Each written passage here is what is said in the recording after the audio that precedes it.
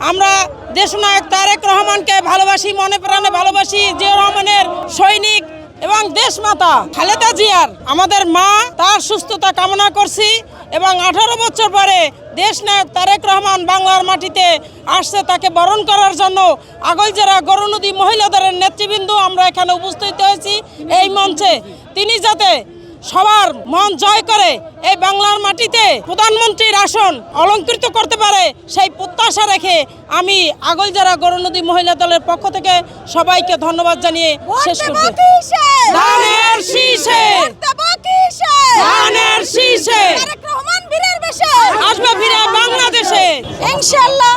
সমস্ত জল্পনা কল্পনা শেষ করে তারেক রহমান সে বাংলাদেশে আসছে এবং আমরা সবাই একত্রতাবদ্ধ হয়ে আমরা কাজ করতেছি।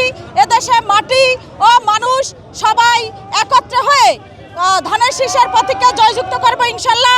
বিপুল ভোটে আমরা ধানের শীষ জয় করব এবং তারেক রহমান সে আগামীর দেশনায়ক সেই হবে।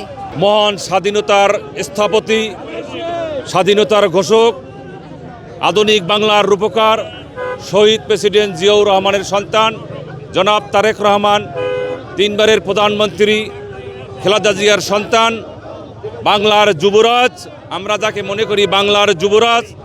আজ বাংলার যুবরাজের আগামীকাল আগমন উপলক্ষে সারা বাংলাদেশের মানুষ ধর্ম বর্ণ নির্বিশেষে এবং সমস্ত রাজনৈতিক নেতৃবৃন্দ আজকে একাত্র হয়ে তার নেতৃত্বে বাংলাদেশের সুখী সমৃদ্ধ বাংলাদেশ গড়ার প্রত্যয় ব্যক্ত করছি। আমরা তার নেতৃত্বে একটি সঠিক সুন্দর এবং রাষ্ট্র কামনা করছি।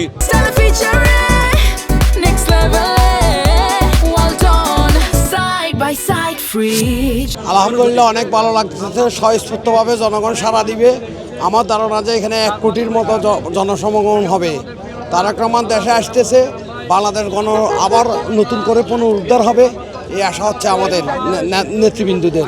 উনি যথেষ্ট প্রভাব ফেলবে নির্বাচনে। আমরা বিপুল ভোটে জাতীয় পার্টি দল জয়যুক্ত করব, ওনার হাতকে শক্তিশালী করব এবং আগামী দিন দেশনায়ক তারেক রহমান প্রধানমন্ত্রী হবে, এই আশা আমাদের প্রত্যাশা হচ্ছে যে বাংলাদেশের যে গণতন্ত্র দীর্ঘ 17 বছর সংগ্রামের পরে যে পুনরুদ্ধার হতে যাচ্ছে, দেশের মঙ্গল হবে, বাংলাদেশ একটা আধুনিকায়ন রাষ্ট্র হবে, এটাই ওনার হাত ধরে আমরা আশা ব্যক্ত করতেছি। আগামী নির্বাচনে উনি মোটামুটি আমরা আশাবাদী 300 আসন মধ্যে 280 আসন প্লাস নিয়ে আমরা সরকার গঠন করব তারেক রহমানের।